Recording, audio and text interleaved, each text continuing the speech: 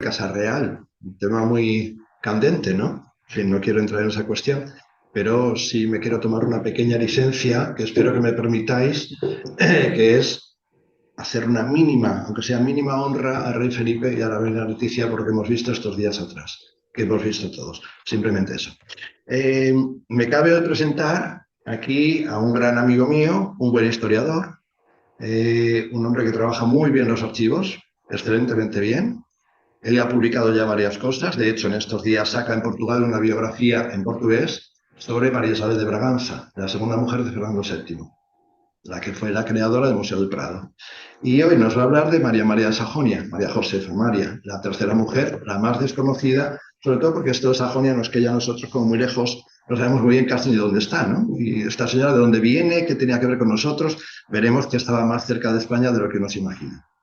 Bien, dicho esto, ¿qué puedo decir de Jonathan? Además de amigo y coautor conmigo en un libro publicado hace un par de años y en otro que vamos a sacar ya en el 2025, que es una extensa biografía del rey Francisco de Asís, el marido de Isabel II, el rey consorte. Una biografía de unas 700 páginas. Para que os hagáis una idea del calado de la investigación que hemos hecho Jonathan y yo. Al margen de eso, él tiene un libro publicado, se llama Salvada al Sar, en el que expone de forma muy interesante y muy clara los intentos denodados que hace Alfonso XIII por sacar a la familia imperial de Rusia entre 1918 y 1919. Tiene publicadas las cartas que Alfonso XII, niño, escribe a su madre desde Viena, cuando está en la Academia Militar de Viena. Eh, Publica este libro sobre María Isabel de Braganza ahora, y tiene esta obra editada conmigo, que son las hermanas del rey Francisco de Asís, y ahora vamos a publicar este, como os digo. Eh, Jonathan ha hecho una investigación muy buena, como siempre él lo encuentra todo, es una cosa impresionante. Yo le digo dónde podemos buscar cualquier cosa y él lo encuentra inmediatamente. De hecho, le han encargado ahora en Portugal una biografía también de una infanta portuguesa, doña Antonia, absolutamente desconocida, pero que ella se casa con un príncipe alemán, Leopoldo de Hohenzollern-Sigmaringen, aquel que en 1870 pudo ser rey de España, en lugar de Amadeo de Saboya. Y enseguida que le dije, pues habla con los príncipes de Sigmaringen, rápidamente contactó con ellos, ya tiene motores de documentación alemana, portuguesa, es decir, que tiene una gran capacidad investigativa y además yo creo que también es positiva. Así es que vamos a ver qué nos cuenta de María Josefa María, de la que yo tampoco sé demasiado, ¿no? Siempre quedo como una señora así como cursi, que escribía unos versitos muy aburridos, que era muy lánguida, pero quizá no lo era tanto. Y luego además descubriremos, y no quiero aquí hacer un spoiler, una leyenda que quedó en el aire y que quizá un día se resuelva. Así es que gracias por venir, Jonathan, cuando quieras. Adelante. Pues muchas gracias. ¿Se me oye bien? Sube el volumen, no se te oye. ¿Ahora se me oye? Ahora sí, pero espera, voy a poner el micro. Ahí. Vale, Ahora sí, ahora sí, ¿no? ahora sí. Vale, vale. Pues un placer estar aquí en Castillos. Ya, Pantalla. presenté aquí también el libro que comentas tú, Ricardo, sobre Salvat Alzar. Lo presenté, además me acuerdo que eran tiempos pandémicos todavía, que estábamos casi en medio confinamiento. Así que es un placer estar aquí. Casualmente, cosas del destino, y fijaos que a mí Ricardo me dio esta fecha en el mes de agosto, creo que me lo dijiste, o un poquito antes. Pues casualmente, hace muy pocos días, la historiadora María José Rubio ha publicado una biografía sobre esta mujer que vamos a ver hoy, sobre María Josefa María de Sajonia, y casualmente hoy mismo, a esta misma hora, está haciendo la presentación de su libro en el Archivo Histórico Nacional. Así que, bueno, cosas del destino, estamos coincidiendo. Y os hablaré un poquito también al final del libro de María José Rubio, aunque no lo he terminado de leer, pero bueno, os hablaré un poquito de él, también un poco en honor a la autora que lo estará presentando ahora mismo en Madrid. Pues como muy bien dice Ricardo, hoy vamos a ver a esta señora que veis en pantalla, que es María Josefa Amalia de Sajonia. María Josefa Amalia de Sajonia fue la tercera esposa de Fernando VII. Aquí en pantalla estáis viendo las 4 esposas que tuvo.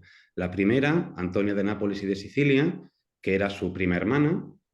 Las fechas que veis abajo no son las fechas de nacimiento y muerte de ellas, sino las fechas en las cuales estuvieron casadas con él. La primera esposa estuvo casada de 1802 a 1806, pero no hubo descendencia del matrimonio. Ella murió y lo que tuvieron fueron abortos, 2 abortos. Luego, la segunda esposa, que es María Isabel de Portugal, María Isabel de Braganza, una sobrina del rey Fernando, hija de su hermana Carlota Joaquina, que esta es la famosa, bueno, la que dice Ricardo, que yo voy a sacar una biografía ahora, que es cierto, en Portugal, y esta es la fundadora, o digamos, la que sentó las bases para la fundación del Museo del Prado. Estuvo casada con él de 1816 a 1818. La tercera esposa, que veis ahí, que es la que vamos a conocer hoy, María Josefa de Sajonia, y la última, María Cristina de Sicilias, que estuvo casada de 1829 a 1833. Esta, María Cristina, es la madre de Isabel II, reina de España, y de su hermana María Luisa Fernanda, que era la duquesa de Montpensier. Como vemos, tenemos un rey que se ha casado 4 veces y siempre de una forma muy endogámica. La primera era su prima, la segunda era su sobrina, María Josefa era su sobrina segunda porque era hija de una prima hermana, y María Cristina era también su sobrina, la última. Esto es un poco lo que vamos a ver hoy, ¿de acuerdo? Lo que vamos a ver en esta breve exposición sobre María Josefa, María de Sajonia.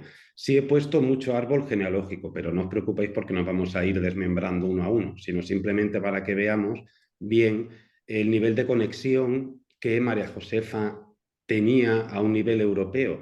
Yo creo que era de las 4 esposas la que mejor conectada estaba a todos los niveles, a un nivel internacional, a un nivel de realeza, era la que mejor conectada estaba y la que más realeza conocía, porque ella estuvo mucho tiempo en el exilio de pequeña y conoció, como ahora veremos, pues desde el zar de Rusia hasta príncipes británicos, emperador de Austria, etc.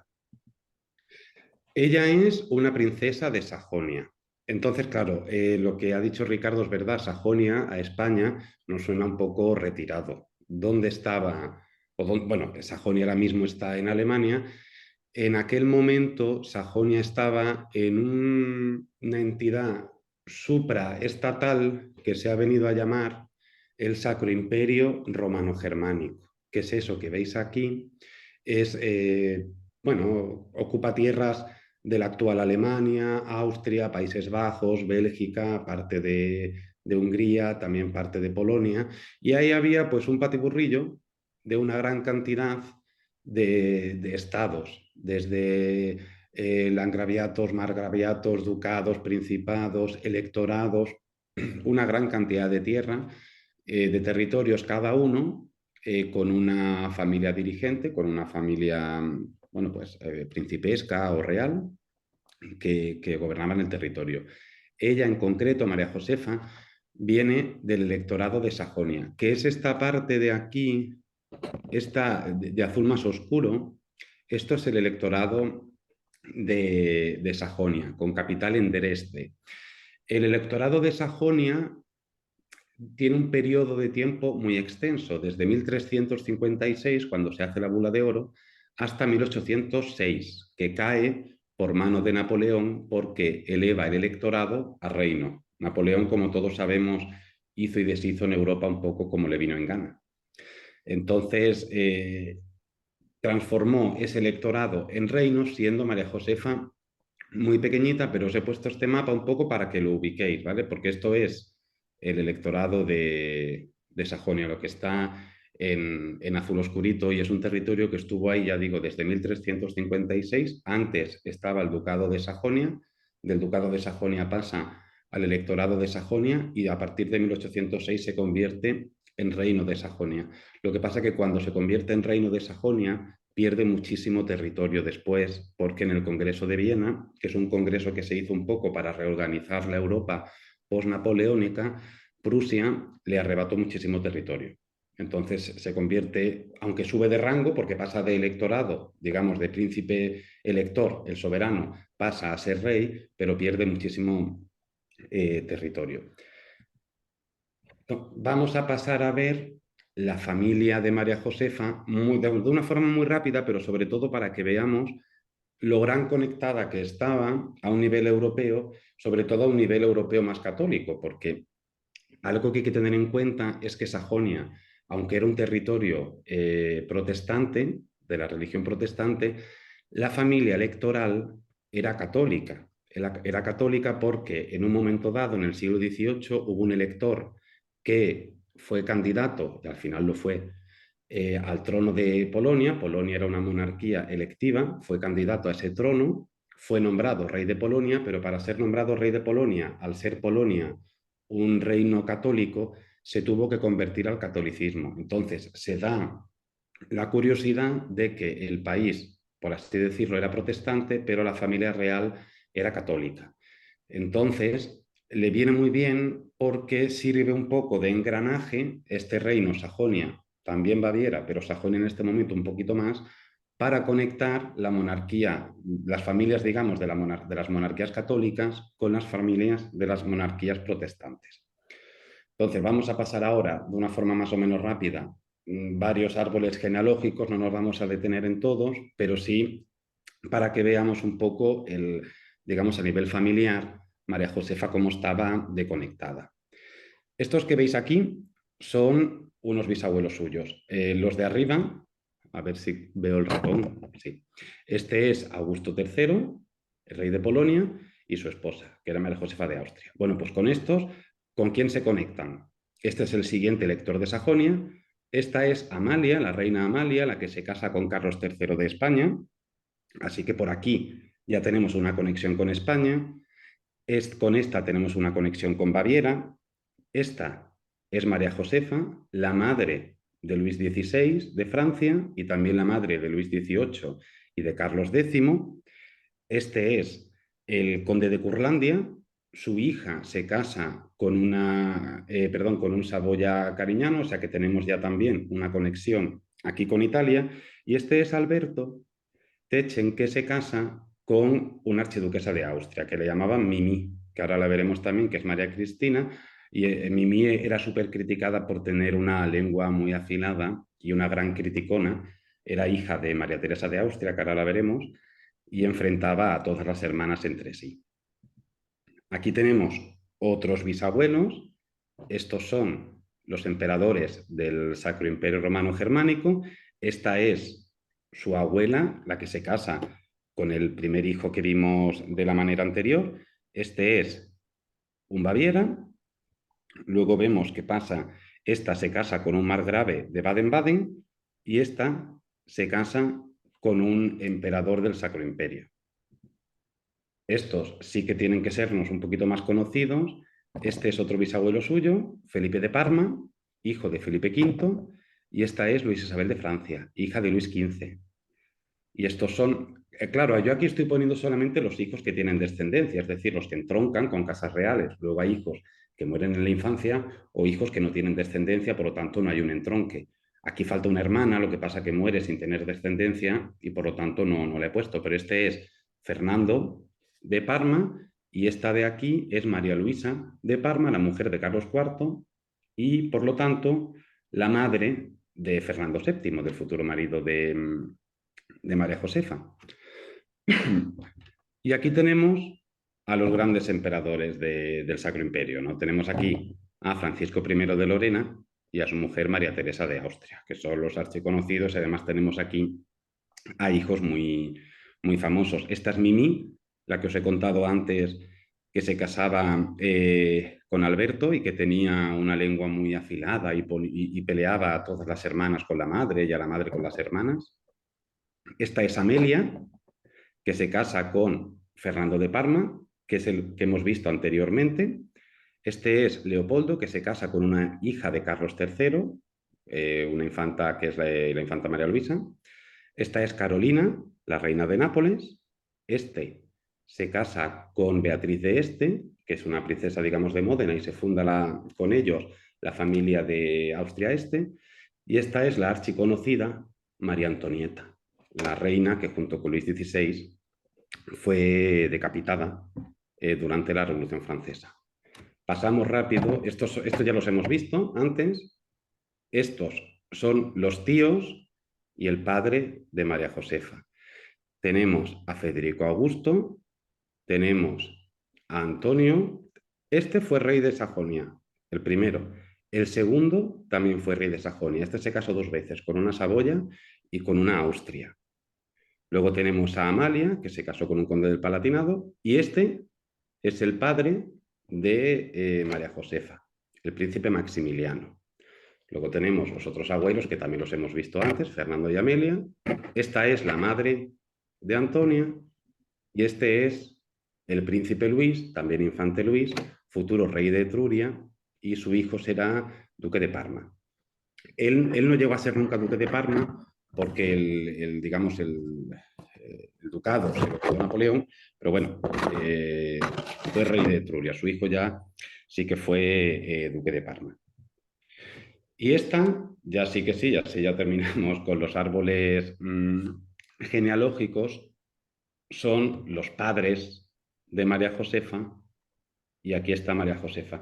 Este matrimonio, el de Maximiliano y Carolina, fue un matrimonio muy esperado en Sajonia, porque en Sajonia había un gran problema de, bueno, como una especie de infertilidad manifiesta, porque hubo un momento en el cual el trono fue pasando entre hermanos porque no había una descendencia, ¿vale? Maximiliano era el más pequeño de los hermanos y dos de sus hermanos fueron reyes porque no tenían descendencia. Entonces, claro, Carolina llegó allí como agua de mayo, porque empezó a tener pues todos estos hijos que veis aquí, asegurando una descendencia masculina, porque tanto este como este es Federico, que lo llamaban Fritz, como este, Juan, ambos fueron también reyes de Sajonia, porque Fritz no tuvo descendencia, Clemente murió muy jovencito y ya Juan sí que tuvo descendencia. Pues estos son los hermanos de María Josefa, una familia muy grande y muy unida. Esta, la primera, es Amalia. Esta se mantuvo soltera toda su vida, fue una princesa muy escritora, muy filósofa. Hay muchas publicaciones de ella, de diarios suyos que escribió de viajes. Esta es Fernanda, que se casa con el gran duque de la Toscana. Este, como he dicho, es Fritz, que se casa dos veces, con una Austria, con una Baviera. Esta también se casa con una toscana, con un toscana, perdón, y da la casualidad de que esta y esta se casan con padre e hija, es decir, esta señora se convierte en madrastra de su hermana. Cosas uy, perdón, que lo he pasado. Cosas de la genealogía. Pero bueno, sí podemos pasarlo. Este es un cuadro, este cuadro es muy bonito. Este fue el cuadro que recibió Fernando VII cuando eh, pidió ver a su futura esposa. Este fue el cuadro que le mandaron. Entonces, claro, ¿cuándo nace María Josefa? Eso que veis ahí es el anuncio en alemán oficial del nacimiento de ella. Ella nace el 6 de diciembre de 1803 e inmediatamente al nacer, a las muy pocas semanas, ella se queda huérfana de madre. Hay que tener en cuenta que es la más pequeña, por lo tanto, sus hermanos sí que recordaron más o menos a la madre, pero ella no. Ella perdió a su madre con semanas de vida. Entonces, esa familia tan unida se quiebra por la muerte de la madre y se ve como un empeño muy importante por parte de toda la corte de Sajonia de no dejar desamparada a la familia de Max, que es como llamaban al príncipe Maximiliano. Y por ello hay un entorno muy femenino siempre rodeando a estos hijos y del cual Josefa bebe también. Porque además Josefa empieza a tener un problema desde muy pequeña y es que empieza a coger figuras femeninas muy relevantes y las empieza a ver como una especie de madres putativas, al no tener ella, desde la más tierna infancia, una madre. Este es el entorno femenino del cual ella se rodea. La electriz y luego reina de Sajonia, la mujer de su tío mayor, de Federico. Otra reina también, esta es su tía María Teresa, que le llamaba Chère Tante Thérèse, querida tía Teresa. Teresa María de Sajonia, que fue una hermana de Max que estaba soltera, y su tía abuela, Cunigunda de Sajonia. Esta tía abuela era hermana de la reina Amalia, la que se casó con Carlos III. Y Cunigunda es una de las principales, bueno, ella no es culpable, pero el título que ella tenía es el principal culpable de que en España se haya malinterpretado una cosa fundamental. Siempre se ha dicho que María Josefa de Sajonia fue educada en un convento, cosa que no es cierta, sino que fue educada por esta señora Cunigunda de Sajonia, que era su tía abuela, que tenía el título de abadesa imperial de Hessen y Thorn. Es decir, unas abadías territoriales imperiales que le pertenecían a ella y además le daban asiento en la dieta, una especie de parlamento que había allí en aquel momento. Pero claro, como tenía el título de abadesa imperial, aquí en España eso se interpretó como una abadesa de sacerdotisa, ¿no? De canónica, por así decirlo, de la Iglesia Católica, y por lo tanto se pensaba que María Josefa había sido educada en un convento. Y no, María Josefa no fue educada en ningún momento en ningún convento, sino que estuvo educada por su tía abuela, que tenía el título de abadesa imperial. Ella no era religiosa. Estuvo soltera toda su vida, pero ya no era religiosa en ningún momento. Y ahora, como vemos ahí, lo que os he dicho antes, María Josefa desde muy pequeñita tuvo una serie de exilios debido al momento en el que nace. Ella cuando nace en 1803, 1804, es una época totalmente napoleónica, una época de guerra napoleónica constante. Y el Sacro Imperio fue un nido de batallas por todas partes. Y las familias reales del Sacro Imperio o las familias regias del Sacro Imperio se fueron moviendo de un lado a otro constantemente. En 1806, siendo ella muy pequeña, se exiliaron a Frankfurt del Meno. Luego, en 1809, otra vez. Y en 1813 se van a Praga de abril a junio y luego en octubre se vuelven a ir a Praga de 1813 hasta 1815. Entonces, fijaos una niña tan pequeña corriendo de un sitio a otro en mitad de unas batallas y a ella le genera lo que se conoce, un trastorno que se conoce como fonofobia, es decir, miedo a los ruidos fuertes y a los ruidos repentinos. Y eso aquí en España le va a traer muchos problemas, porque en España hacemos mucho ruido.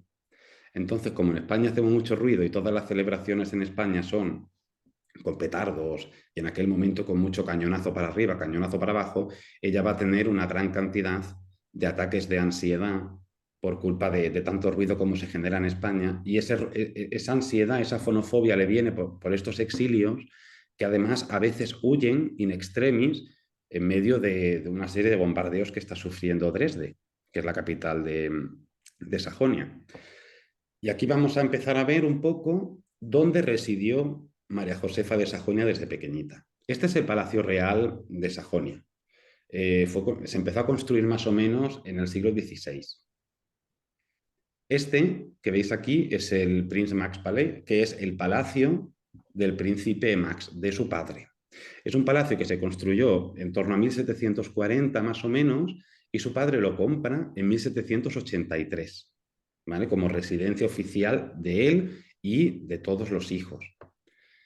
Ya no existe porque en 1890 más o menos fue demolido, pero yo he encontrado unas fotos. Aquí es una foto de ese palacio. Luego hay otra que se ve un poquito más borrosa, pero algunos detalles se aprecian un poquito más. Pues estas de las últimas fotos conocidas de este palacio, que como digo, sobre 1890 más o menos fue destruido, y ahí es donde vivía María Josefa con su padre, porque su padre mandó, bueno, compró este palacio, lo mandó reconstruir un poco para vivir ahí. Aquí es donde se iban de vacaciones, digamos, de verano. 1720 más o menos empezó a construir. Es un complejo residencial, por así decirlo, un complejo palaciego. Ahí hay varios palacios que se fueron construyendo todos más o menos a la vez. Aquí vemos uno, el Bergpalais, que es uno de ellos, y luego está este, que también visitaban bastante. Esos dos eran donde un poco más se movían. Eso estaba en un sitio, bueno, está, porque todavía sigue estando, en un sitio muy bonito y en muchas cartas, sobre todo de la hermana mayor de Amalia, se aprecia muchísimo como ella disfrutaba mucho de la naturaleza, no en un ambiente pequeño burgués, porque no era un ambiente pequeño burgués, pero es un ambiente muy familiar, donde los hermanos estaban siempre juntos, recibían clases juntos. Ella cuenta incluso que tenían una habitación con unas estanterías y unas cajoneras, cada cajonera con su nombre, y dentro guardaban pues sus cosas de estudio, sus papeles, sus documentos para estudiar sus libros y cuadernos. Este palacio lo he puesto aquí porque este palacio es también del siglo XVII, XVIII más o menos, pero ahí es donde residía Napoleón cuando iba a Dresde, porque Dresde se convirtió un poco en el punto piloto de Napoleón, en el Sacro Imperio. Entonces ahí residía muy cerquita del Palacio Real. Y este es el Castillo de Praga, que se empezó a construir más o menos en el siglo IX, fue residencia de los reyes de Bohemia durante mucho tiempo, y ahí es donde la familia de María Josefa residió durante ese largo exilio de 1813 a 1815 en Praga. Entonces, claro, estamos viendo una chica muy joven, que desde muy joven está saliendo de su casa constantemente, de un sitio para otro, sin una madre, con un apego emocional muy fuerte a las figuras femeninas que le empiezan a rodear, con una fonofobia y además también bastante bien conectada, porque en todo este exilio empieza a conocer también a muchísimos príncipes y muchísimas princesas, porque el Sacro Imperio lo bueno que tiene también es que es muy fácil una comunicación entre una corte y otra. No es como España, que está en la otra punta del continente, muy insularizada, y es más complicado atravesar los Pirineos y entrar dentro, digamos, de la Europa continental es más difícil. En Alemania, que está justo en el centro, o el Sacro Imperio, mejor dicho, que está justo en el centro de Europa, es todo, pues, vamos, muchísimo, muchísimo más fácil. Y entonces llegamos a 1818, 1819. En ese momento ya ella era ya grandecita y en España muere María Isabel de Braganza, que es la segunda esposa de este señor que veis aquí, que es Fernando VII. E inmediatamente él pues se quiere casar. Se quiere casar, ¿por qué? Porque ya está casado su hermano Carlos, ya su hermano Carlos está empezando a tener hijos, su hermano Francisco de Paula, que es este chico joven que vemos aquí en el cuadro, también se casa, por lo tanto él, al quedar viudo y encima sin descendencia, él quiere volverse a casar. He puesto esto aquí porque muy poca gente sabe que Francisco de Paula conoció a Josefa de Sajonia mucho antes de que se convirtiera en su cuñada, porque Francisco de Paula estaba viviendo exiliado en Roma con sus padres. Y en un momento determinado, en 1816-17, Fernando VII lo quiere traer a España otra vez. Pero Fernando VII se entera de que su hermano Francisco de Paula había estado manteniendo relaciones sexuales con una muchacha del servicio doméstico, digamos, de la servidumbre del palacio de sus padres. Por miedo a que haya un embarazo y por miedo a que haya bueno, que estalle ahí un conjunto de chismes en un momento en el que España estaba un poco de aquella manera a nivel internacional, decide mandar a su hermano Francisco de Paula de viaje por Europa y también aprovechar para buscarle pareja a Francisco de Paula y tenerlo tranquilo. Y él llega justo en el momento en el que Ana, que es la chica que veis aquí, la princesa Mariana, se estaba casando en Dresde con su esposo. Entonces Francisco de Paula llega justo cuando se está celebrando en Sajonia esa boda. Y él está como invitado presencial en la boda y por lo tanto conoce a toda la familia real de Sajonia y conoce también a María Josefa Amalia de Sajonia. Entonces, como digo, poquito tiempo después muere María Isabel de Braganza y este es el panorama que había en la corte en aquel momento, justo a la muerte de María Isabel de Braganza. Aquí vemos al infante Carlos María, que estaba casado con su sobrina María Francisca. María Francisca era la hermana de la difunta, recientísimamente difunta, esposa de Fernando VII. Y tenían en aquel momento un hijo, Carlos Luis. Llegarán a tener dos más. Y este es Francisco de Paula, el que hemos visto antes, que se casa con su sobrina, la infanta, bueno, princesa, mejor dicho, Luisa Carlota de las Dos Sicilias, luego infanta Luisa Carlota de las Dos Sicilias. En este momento, 1819, no tienen todavía hijos, luego tendrán una lista interminable de hijos que son entre ellos las infantas que Ricardo ha comentado antes, que hemos biografiado en un libro conjunto. Entonces, claro, si fijáis, la línea de sucesión es esta. Después de Fernando viene Carlos, luego viene Carlos Luis y luego viene Francisco de Paula. Pero Fernando siempre tuvo un deseo muy fuerte de tener hijos. Por eso, inmediatamente después de la muerte de su segunda esposa, él decide que necesita volver a casarse otra vez. Y manda una comisión secreta, porque todavía estaban de luto, por así decirlo, por la muerte de la reina María Isabel, manda una comisión secreta encabezada por el marqués de Cerralbo por Europa. Y el marqués de Cerralbo lleva la Guía Oficial de España, que es una especie de almanaque que se publicaba aquí en España, pues con las fiestas de España, el organigrama estatal, los secretarios de Estado, etcétera, etcétera, pero también las familias reales que había en Europa, con los reyes o los titulares de la corona y la descendencia. Entonces, el marqués de Cerralbo, en secreto, por orden de Fernando VII, se va por Europa. ¿Para qué? Para buscar a las princesas casaderas que se puedan casar con Fernando VII. Y se encuentra con todas estas que vemos aquí, más dos más, que una de ellas es Josefa, que aquí no aparece. Claro, se encuentra con todas estas que hay aquí. Pero fijaos lo desactualizado que estaba la guía oficial de España o el calendario manual. Como veis, van a Turín, que es o era la capital del reino de Cerdeña, van a Baviera, en aquel momento ya reino de Baviera, y van a Viena, que es la capital del Imperio de Austria. Y se encuentran con estas princesas casaderas. Pero estaba totalmente desactualizado porque la primera que vemos ahí, Beatriz, ya estaba casada. O sea, cuando llegan allí ya llevaba tiempo casada con Francisco IV de Módena. Y entonces ven a Teresa y a Ana, pero no les interesa. No las ven totalmente recomendables para el rey. Así que se van a Baviera. Teresa se casará con el futuro duque de Parma y Ana se casará con el futuro emperador de Austria. Y entonces van a Baviera y se encuentran con estas dos hermanas gemelas, Isabel Luisa y Amalia, hijas del rey de Baviera. Estas luego serán tías de la futura Sisi emperatriz.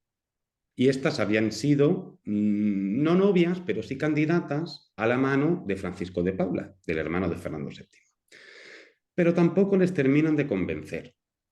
Y entonces pasan a Austria. Isabel Luisa se casará con un rey de Prusia y Amalia se casará con Juan de Sajonia, el hermano de María Josefa. Y se van, como digo, a Austria. Y en Austria se encuentran a estas dos archiduquesas. Carolina, que cuando llegan, pues tampoco sirve de nada porque Carolina ya estaba prometida con Fritz, que es el hermano de María Josefa, con Federico, así que tampoco pueden hacer nada. Y la otra, el problema que se encuentran, y dice Cerralbo en carta, es que tiene algún tipo de discapacidad. Y como tiene algún tipo de discapacidad, no es bueno que se case con Fernando VII. Así que de estas princesas casaderas que ellos ven, van allí y a través de nuestras embajadas en esos sitios consiguen entrar dentro de los bailes y dentro de los palacios y a conocerlas, pues nada, no dicen que no puede ser. Y entonces van a Sajonia. Y en Sajonia se encuentran con estas dos que vemos aquí, Fernanda y María Josefa. ¿Y por qué eligen a María Josefa? Simple y llanamente porque a Cerralbo le gusta más.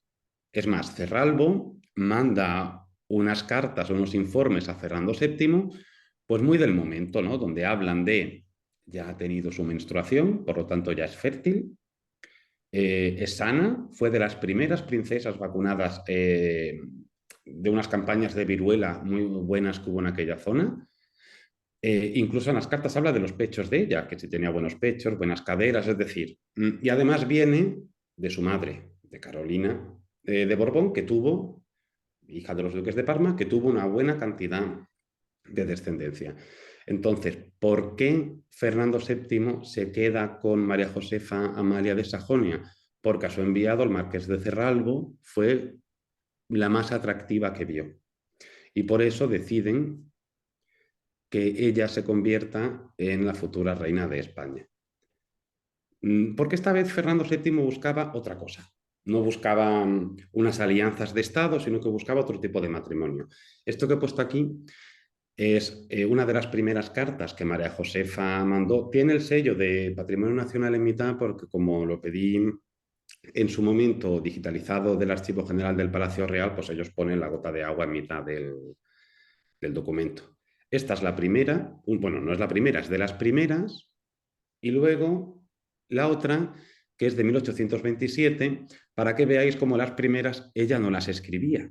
¿Pero por qué no las escribía ella? Porque ella no hablaba español. Entonces, las primeras no las escribía ella. Fijaos que aquí le dice, estos son cartas de ella a él. Tú me preguntas lo que me parece de los toros. Debo confesarte que me hace una impresión desagradable el ver a esta pobre gente que no es útil a nada en el mundo y que por nada, por un juego, expone su vida y su eterna salud. Ella fue una tremenda antitaurina. Ella no quería ir a las corridas de toros. Ella le dijo a Fernando que ya no iba a ir a ninguna corrida de toros más. Fue a una y ya no quiso ir más. Y la siguiente carta que se ve ahí, eso ya sí que es su letra, eso ya sí que lo ha escrito ella, pero claro, esa carta es de 1827. Entonces ya ahí sí que hablaba un español, mucho más decente que no al principio que no lo hablaba. Y aquí vemos un poco cómo el todopoderoso Fernando VII llamaba a su esposa. Querido pimpollo mío, Pepita mía pichoncito, Pepita mía guapita preciosa, alhaja mía preciosa y querida azucena mía, Pepita de mi alma. O sea, esto es un poco ese... Fernando VII era un hombre muy romanticón. Yo, para la biografía que hice de María Isabel de Braganza, me tuve que leer las cartas que se mandaron siendo novios y era un hombre muy sexual y también muy romántico. Era muy pícaro, muy de enamorar a ese, muy de poner este tipo de motes. A su primera esposa la llamaba Totó, como la llamaba también la familia, a la segunda la llamaba Isabelita y a esta la llamaba Pepita. Y María Josefa, que imaginaos que nunca habrá escuchado ese nombre de Pepita hasta que llegó aquí a España, ella en las cartas interiorizó lo de Pepita y le decía, yo soy tu Pepita, es decir, ella interiorizó ese nombre y solamente Pepita me puede llamar mi marido. Es curioso ver cómo esa imagen, para que veáis un poco la dualidad de la realeza, esa imagen que tenemos a veces en el imaginario colectivo de ese Fernando tan rudo, tan perverso, bueno, tan como la imagen que se nos ha quedado siempre por culpa también un poco de la historiografía.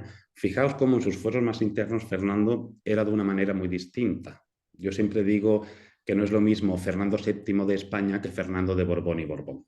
Son como dos entes distintos.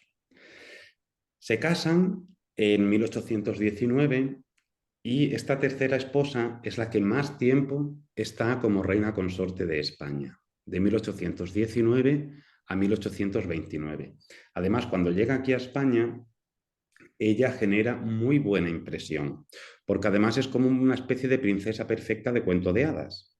Es rubia, con ojos azules, es germana, muy elegante, le gustaba mucho el blanco. Entonces es como la típica princesa de cuentos. No es como las infantas italianas o las infantas portuguesas, que son morenas, con ojos marrones, pues más mediterráneas, como, bueno, más como estamos acostumbrados en España. Ella era otra cosa, era más teutona, más rubia, más blanca, entonces más princesa de cuento. Entonces decían que era la primera reina de España que de verdad es reina. Decían algunas notas de prensa porque era, como digo, mucho más germana, mucho más como tenemos nosotros idealizado todo esto de la monarquía. Esto que os pongo aquí es un eje cronológico, no de todo el reinado de Fernando VII, porque Fernando VII muere en 1833, pero sí de la parte en la cual Josefa es su reina consorte. Empieza en 1819 hasta 1829, que son 10 años que se pueden dividir, bueno, que se divide a nivel historiográfico en dos partes. El trienio liberal, que es de 1820 a 1823, y la década ominosa, que es de 1823 hasta 1833, porque es una década, pero bueno, aquí lo dejamos en 1829, que es cuando muere María Josefa. El trienio liberal, como todos sabemos, es un momento en el cual, pues bueno, hay una revolución liberal y se establece nuevamente la Constitución de 1812, que popularmente es conocida como la Pepa. Y eso a María Josefa le traía muchísimos disgustos. ¿Por qué? Porque ella, que tenía miedo a los ruidos repentinos, el día de su santo, que es el día de San José, era también el santo, bueno, el santo era el día de la Constitución de 1812. Por lo tanto, imaginaos lo que se podía liar en Madrid en aquel momento con cañonazos, con pistolas, con petardos, con balas, todo a nivel de una celebración, mucha música, y esta señora en Palacio celebrando un besamanos. Hay un embajador que cuenta que, claro, se ponía todo el mundo en fila para hacerle la genuflexión a la reina en el besamanos por el día de su santo, y que ella temblaba a cada cañonazo que se escuchaba en la Plaza de Oriente. Porque, claro, se estaba celebrando, más que el cumpleaños de la reina, la celebración por la Constitución. Ella, sus cuadernos de estudio están en el Archivo General del Palacio Real. Y ella en sus cuadernos de estudio dice algo muy curioso, y es que las monarquías de Dinamarca y de Reino Unido le parecen mucho más agradables que no otro tipo de monarquías. Eso, desde luego, no la convierte en una monarca constitucional. Es la primera reina constitucional que tiene España, eso sí, pero su mentalidad no es que fuera una mentalidad constitucionalista, pero sí era una monarquía más absolutista, pero un absolutismo muy distinto al absolutismo fernandino. Era un absolutismo más ilustrado, un absolutismo más de Carlos III, Carlos IV, que era muy distinto al ordeno y mando que tenía Fernando VII. Era un absolutismo distinto, mucho más racional. Ella también, al ser de una monarquía en la cual el catolicismo era solamente de la familia real, que no del pueblo, porque Sajonia era protestante, como he dicho antes, ella creía en un catolicismo mucho más místico, una religión mucho más interiorizada, más de hablar con Dios, ella en su habitación, rezando. Todo esto de la Semana Santa, sacar vírgenes, ir en procesión a una iglesia, eso a ella le horrorizaba, ella no entendía muy bien, o sea, ahí había un choque cultural importante porque no entendía muy bien esa exaltación pública de la fe católica. Ella creía más en una fe católica mucho más mística también, que es luego lo que le trajo, bueno, pues unos problemas al final de su matrimonio. Esto es un cuadro que me ha parecido muy bonito. Ella es la que está al principio agarrada. Este es Fernando VII, aquí al final, bajando las escaleras. Pues este es Fernando VII y esta es ella, que siempre iba con su mantilla por encima. ¿Qué pasa en la Constitución? Bueno, en el periodo de la Constitución. Ella, como digo, como he puesto ahí, tiene mucho miedo a la revolución. Ella no tiene miedo al liberalismo, ella tiene miedo a la revolución, muchísimo. Y empieza a tener reuniones con su embajador. Bueno, con su embajador, no, mentira, perdón, con el embajador de Sajonia en España. Ella se negaba desde el primer momento a intervenir en política. Ella decía que no iba a intervenir. Muchos políticos se le acercaron para que hablara con el rey, lo tratara de convencer de algo, de alguna cosa. Ella siempre se negaba a cualquier tipo de intervención política. Por ello no quería reunirse con su embajador.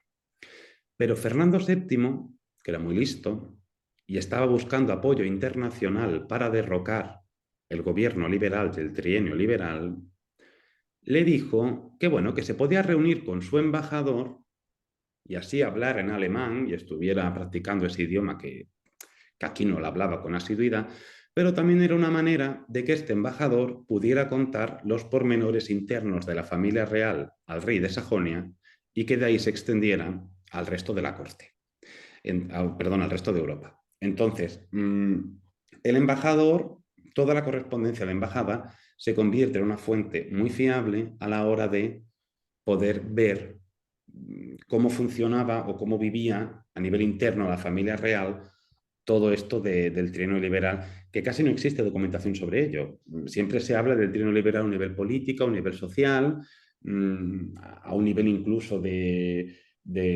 sociedades secretas, de masonería, todo esto, pero nunca se habla de cómo dentro del Palacio Real se vivió el trienio liberal. Pues el embajador, von Biedermann, sí que tenía una idea clara gracias a María Josefa. Y en ese momento aparece en prensa y aparece en algunas librerías una cosa muy curiosa. Cartas de la reina Witinia a su hermana, la princesa Fernandina.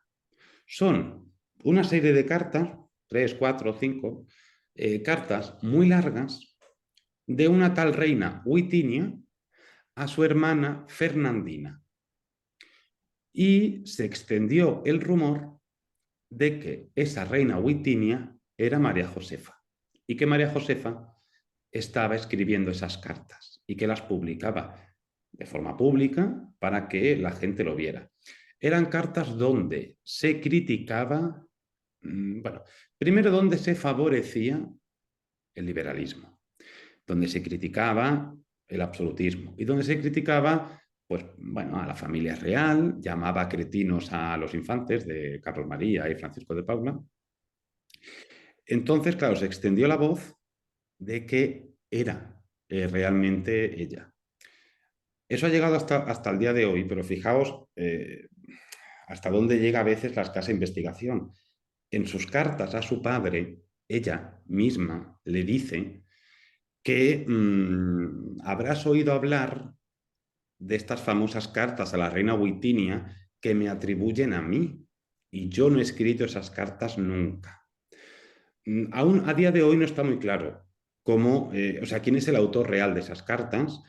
No se sabe muy bien, pero el Boletín Oficial del Estado, como veis ahí, ha publicado una reedición de esas cartas atribuyéndosela a la reina María Josefa María de Sajonia, cuando la reina en carta deja muy clarito que ella no ha escrito esas cartas en ningún momento.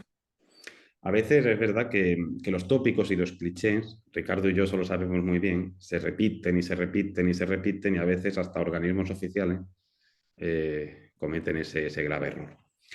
Y se produce el famoso desembarco del puerto de Santa María. María Josefa es esta que hay aquí, como os he dicho al principio, le gustaba mucho el blanco, pues ella está aquí vestida de blanco, este es Fernando VII, y aquí es cuando el gobierno de los 100.000 hijos de San Luis, bueno, pues llegan aquí a España, cae el trienio liberal y la familia real que había huido, bueno, no había huido, los habían trasladado desde Madrid hasta el puerto de Santa María, pues ahí desembarca. ¿No? Aquí vemos, pues, como digo, a Fernando, a Amalia, aquí está la princesa de Beira con su hijo Sebastián. Entonces aquí está, esta es Luisa Carlota, Francisco de Paula, la infanta Isabel Fernandina, Carlos María, Francisca de Braganza. Bueno, ahí están los miembros de la familia real. Este es un cuadro que se pintó bastante tiempo después. Y claro, estamos ya al trienio liberal, 1823, y nos encontramos que hay un grave problema. Hay muchos rumores sobre si la reina se queda embarazada. Jonathan, Jonathan, ¿me oyes? Sí, Jonathan, ¿me oyes? sí, sí.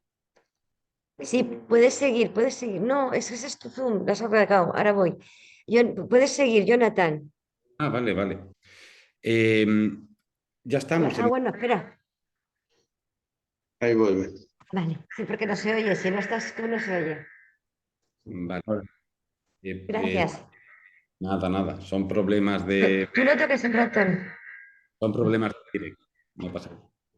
Eh, como digo, ya estamos en 1824, 1823, 1824, y claro, nos encontramos con que la reina aún no ha tenido hijos.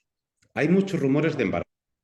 Incluso el embajador francés llega a confirmar de forma oficial al gobierno de Francia que la reina está embarazada.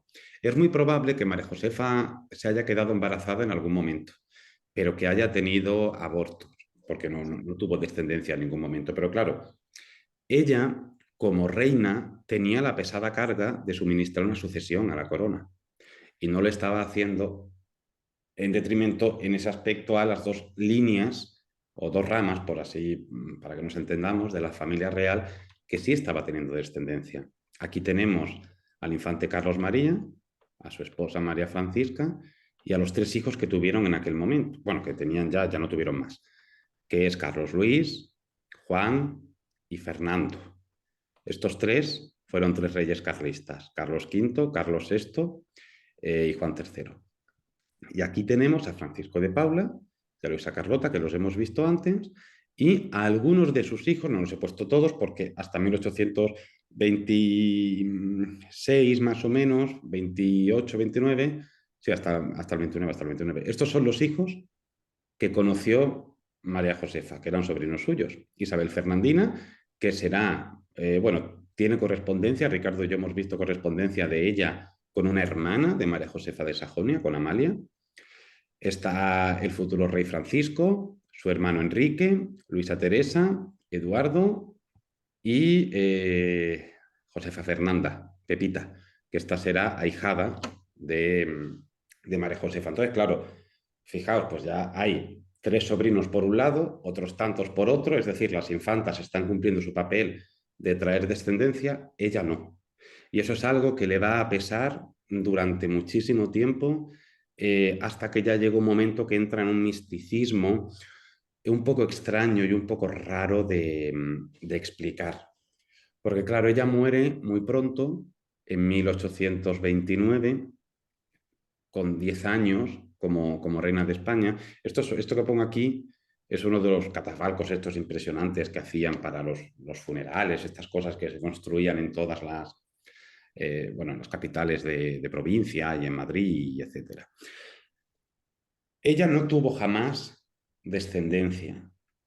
Sí que parece que Fernando y ella estaban, bueno, no, yo no sé hasta qué punto estaban enamorados, pero bueno, por lo menos sí que tuvieron una convivencia bastante feliz. No hubo desplantes por ningún momento, no hubo absolutamente nada. Rumores hay muchos. Por ejemplo, el peor rumor que manchó a María Josefa desde un primer momento fue el rumor que se extendió sobre su noche de bodas. Según el marqués de Villaurrutia y según también, bueno, según otros autores, en la noche de bodas de todo el mundo es conocido que se dice que Fernando VII tenía un miembro viril muy grande. Pues claro, te dicen, tienen en la cabeza que María Josefa era una especie de monja que había salido de un convento, se encuentra de repente a su tío segundo y marido desnudo delante de ella, ella que no tenía ningún tipo de conocimiento sobre mantener relaciones sexuales, se asustó. Dicen que se llegó a orinar encima, etcétera, etcétera. Eso cuenta esa historiografía un poco. Incluso llegan a decir muchos de estos autores que como ella solamente hablaba alemán y Fernando VII no tenía ni papa de alemán, pues no se lograron entender. Eso no, en ningún lado eso se demuestra que sea cierto. Primero porque los dos hablaban francés a la perfección. Entonces se comunicaban perfectamente. Esa cosa de la noche de bodas, pues bueno, fue una especie de leyenda que se ha contado siempre, como muchas otras leyendas que rodean a estas mujeres de Fernando VII y que desde luego te hacen ver que en el fondo la reina María Josefa es verdad que siempre a un nivel más íntimo con Fernando parece que tuvo problemas, pero no los tuvo. Los tuvo al final. Al final sí que es cierto que parece que por culpa de su confesor, que era el obispo de Ciudad Rodrigo, ella empezó a tener un camino excesivamente místico, hasta el punto de que parece que dejó de mantener relaciones sexuales con Fernando VII, pero eso es más ya casi al final de su vida, cuando María Josefa ya estaba en otro punto. Ella había tener hijos, había querido tener hijos, lo había intentado, habían ido en 1826 a Solán de Cabras a beber esas aguas porque se supone que se iba a quedar embarazada así. El camino era un espanto. Ahí fue cuando dicen que Fernando VII dijo aquello de este paseo a Solán de Cabras salimos todos preñados menos la reina. Y efectivamente, la reina no se quedó embarazada. Abortos tuvo que tener. Eso parece que sí, porque el embajador de Francia por lo menos parece que comunica uno. Mm, Luego hay otro embajador, creo que es el de las dos Sicilias, que parece que comunica que la reina está embarazada pero que tiene un aborto. Entonces, ahí ha podido haber abortos en algún momento, pero claro, hijos no. Y aquí nos encontramos con un punto, bueno, vuelvo atrás, primero, nos encontramos con un punto interesante, que es lo que ha dicho Ricardo al principio. aparece una leyenda en este momento de su muerte.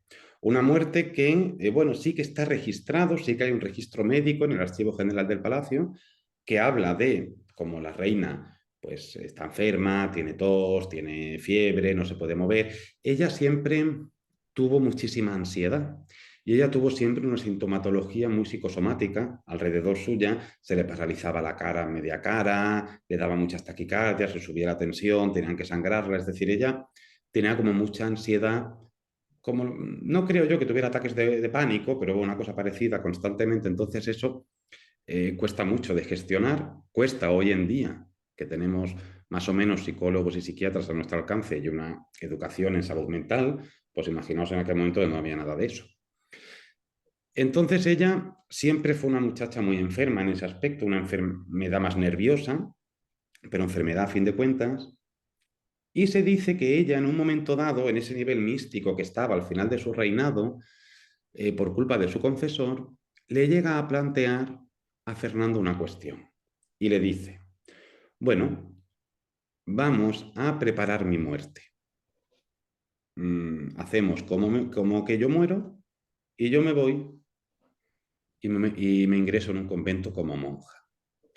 Eso se empezó a contar a un nivel más de leyenda. No obstante, es cierto que en notas de prensa del momento, no del momento de su muerte, sino de un poco después, se habla de que en la frontera de los Pirineos y luego en la frontera de Francia hacia Turingia pasaba una pequeña comitiva con una monja que decían que era la reina Amalia, bueno, María Josefa Amalia de Sajonia, ya estando muerta. Y hasta tal punto llegó que el rey de Sajonia, a su embajador aquí en España, que era tío, el rey de Sajonia era tío de María Josefa, llegó a preguntar al embajador de Sajonia, oye, ¿hasta qué punto es cierto esto que se está contando aquí? Porque es que me está llegando por un montón de sitios que mi sobrina no ha muerto y que está metida en un convento. Eso se contó mucho. Y además, a mí hay algo que me resultó muy curioso y es que entre los papeles que se conservan en el Archivo Histórico Nacional, en el archivo de la reina María Cristina, la cuarta y última esposa de Fernando VII, aparece una carta de la princesa María Carolina, duquesa de Berry, medio hermana de María Cristina, de la cuarta mujer, a María Cristina. Y esto estamos hablando de febrero de 1829, antes de la muerte de María Josefa, bastantes meses antes. Y le dice en esa carta, ha llegado un caballero amigo de tu futuro esposo, el rey de España. Y eso, claro, estamos hablando de un momento en el cual María Josefa sigue viva. Le quedan unos meses para morir. Entonces son cosas muy raras que aparecen en ese momento entre esa carta que existe y que está en el Archivo Histórico Nacional, en la correspondencia de María Cristina con su hermana, la duquesa de Berry, de enero, febrero de 1829. Que eso está ahí, es una carta que se puede leer y está de acceso público a todo el mundo, donde la duquesa de Berry habla en términos de que su hermana María Cristina, digamos, le dice futuro marido en referencia a Fernando VII, cuando María Josefa sigue viva. Y luego esas notas de prensa que existen, que están en la prensa francesa, que hablan de el paso de una pequeña comitiva de una señora, de una monja, que dicen que se habla, que es la reina María Josefa de España, y esa pregunta que hace el rey de Sajonia al embajador, preguntando, oye, esto que se está contando, ¿qué es? Porque me están llegando rumores. Entonces, para que lleguen esos rumores a Dresde, el rumor tiene que ser fuerte, fuerte, fuerte. Y ya para terminar, quería plantearos esos tres libros que hay aquí, que son los únicos tres libros que hay para hablar de María Josefa. El primero es una biografía de María Josefa, escrita en alemán a finales del siglo XIX por un cronista sajón, un cronista oficial de la familia real, que hizo una biografía bastante apañada, como dicen en mi tierra, apañada, de ella, y además tuvo una suerte impresionante. Yo pregunté una vez al archivo de Estado de Sajonia para averiguar qué documentación había allí de María Josefa. Y la respuesta que me dieron es que debido a que Dresde fue bombardeado durante la Segunda Guerra Mundial, muchísima documentación de la Casa Real se ha perdido, entre ellas la correspondencia de María Josefa de Sajonia con su padre o con sus hermanos. Pero este señor, el de la primera biografía, pudo consultar todas esas cartas porque la escribió a finales del siglo XIX, 1890 y tantos, por lo tanto aún no había llegado a la Segunda Guerra Mundial y el archivo de la Casa Real estaba intacto. Entonces ahí aparecen algunas cartas, menciona algunas cosas que ya hoy en día no se pueden saber porque no existe esa documentación. Luego está este libro de Las mujeres de Fernando VII, escrita por el marqués de Villaurrutia, que no está mal, lo que pasa es que hay que tener muy claro quién es el marqués de Villaurrutia. El marqués de Villaurrutia, hay una anécdota muy graciosa, no sé si se puede decir aquí por si esto luego lo colgáis en YouTube, a lo mejor censuran, que le dicen unos cortesanos al rey Alfonso, le dicen: Majestad, el marqués de Villaurrutia está escribiendo un libro donde aparece vuestra bisabuela, es decir, la reina María Cristina. Y le dice Alfonso XIII a estos cortesanos: decidle al marqués que se preocupe más de la fulana de su mujer y que deje en paz a la fulana de mi bisabuela. No dice fulana, dice un término más fuerte, pero bueno, para prevenir posible censura. Y este último libro que veis ahí, de aquí, es el que María José Rubio acaba de publicar. Está publicado por la Fundación Santander, es de pasta dura, la verdad que está bastante bien. Yo no puedo dar una opinión todavía sensata del libro porque no me lo he terminado de leer. Entonces no puedo decir nada de cómo está este libro. Pero bueno, es una biografía oficial que ha hecho María José Rubio, que es la autora también del libro de Isabel, la infanta Isabel, la chata. Pues, así que imagino que estará más o menos escrito igual. Y la verdad que, bueno, pues no deja de ser una fuente importante a la hora de poder consultar la vida de María Josefa. Luego hay otras cosas, como unos diarios de viaje de su hermana Amalia, que se han publicado en español también, por si los queréis consultar, o por si alguien los quiere consultar. Y hay más cosas secundarias, una biografía de su hermano Juan, una biografía de su padre, pero claro, no hay nada de ella más allá de estos 3 libros que presento aquí, donde se puede extraer algo de información. Yo el primero me lo pude leer de aquella manera, traduciéndolo un poco con el Google Translator, porque yo no hablo nada de alemán. El segundo sí que me lo leí y el último pues no, de momento no estoy leyéndolo, pero no lo he terminado. Pues hasta aquí. No sé si he ido muy rápido o he contado mucho o tal, pero yo espero que haya sido lo más ameno posible y que os haya gustado y sobre todo que hayáis aprendido algo, y muchísimas gracias por escucharme.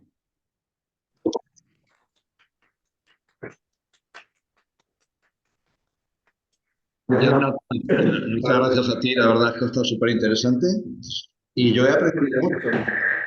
Yo he aprendido mucho, la verdad es que me ha gustado mucho, mucho. Había cosas que no sabía y me has ilustrado un montón. Además, fíjate, esta es que la Casa de Sajonia me interesa mucho a mí. Pero bueno, no sé si hay alguien que tiene alguna pregunta, alguien que quiere hacer algún comentario ¿Queréis hacer alguna pregunta? o algo que os haya llamado la atención particularmente. En el chat han puesto una magnífica conferencia biográfica, Jonathan, con estupenda iconografía. Muchas gracias y saludos desde Ibiza. Somos Ujú, Miguel. ujú. Muchas gracias. Bien. ¿Alguna duda? ¿Nadie? Lo más interesante es el tema este final de qué pasó con ella en sus últimos momentos. Bueno, eso es una cosa. Yo lo hablo mucho con Jonathan esto. Pues yo en los años 80 conocí a Juan Finat Wolford, que descendía de la Casa de Sajonia, de la Casa Real también, y él me contó esta historia a mí, chico que había investigado mucho en Palacio, y me contó esta historia y me pareció muy sorprendente. Yo se lo comenté a Jonathan, entonces él empezó a buscar todo esto, y aparecieron estos documentos que son por lo menos interesantes, ¿no? Es verdad que hay muchas leyendas en torno a príncipes desaparecidos y princesas monjas, o que se cambian, ¿no? O que desaparecen por distintos motivos, ¿no? Es una época en la que hay varios casos como este, porque también está el caso de la hija de Luis XVI, Madame Royal, que supuestamente fue cambiada. Ella decidió apartarse de la corte de París porque había sufrido tanto la revolución, y entonces ella decidió cambiarse por otra mujer, cuyo nombre se conoce. Entonces ella se va también a Sajonia, se va, pide de alguna forma ayuda al duque de Sajonia-Altenburg, la reciben supuestamente en la corte de Sajonia, y allí aparece esta señora con unos velos negros, la llaman la Dunkle Grafin, la condesa oscura, y siempre existió esta leyenda de que era en realidad la hija de María Antonieta de Luis XVI. Tanto es así que los príncipes de Altenburg, los descendientes del duque supuestamente la acoge a ella, han creído en esa historia siempre, y hay un libro escrito por el príncipe Federico de Sajonia-Altenburg sobre este caso. Por ejemplo, hay varias leyendas de estas. Es interesante. Y esto que ha encontrado Jonathan, que me parece muy bueno, que el propio rey de Sajonia se interesa ante su embajador en Madrid de qué está pasando, qué ha pasado aquí, ¿no? Curioso. Perdón, ¿ella dónde está enterrada? En el Escorial. En el Escorial. En el Escorial. Sí, claro. O sea que no sé más. Bueno, esto es una leyenda. A saber, ¿no? No hay conclusión. No, son misterios, no hay conclusión nunca. Por ejemplo, pasa con el zar. Bueno, queda ahí para que cada uno imagine lo que quiera, pero por lo menos es interesante porque adorna mucho, esta historia adorna mucho. Y también hay que ponerse en la piel del personaje en esa época, ¿no? Escapar de la corte también es una forma muy buena de recuperar una vida que no se tenía a título privado. Bueno, gracias por venir, gracias Jonathan, por haber querido participar hoy y darnos esta charla para mí tan interesante y creo que para los demás también. Y seguiremos viéndonos. Eso siempre, muchísimas Ahora brindaremos con un vinito en tu honor. ¿En qué? Brindaremos con un vinito en su honor. Que digo que Ah, sí, que ahora hay un vino que en se tu lo honor. tomen en casa. Gracias, Gracias. gracias. Hasta pronto, Jonathan. Chao. Y aquí también, Jonathan, fiel heredero de la sabiduría de Ricardo Mateo. Sois unos escritores maravillosos, documentados exhaustivamente y con un estilo de transmitir muy, muy agradable. Saludos desde Murcia, de Muy parte bien. de Juan Antonio López Herrador. Juan Antonio, Sí, es un Juan amigo Antonio mío de López Murcia. Herrador. Sí. Pues despedimos esta sesión. Bueno, gracias por venir. De nada. Hasta luego.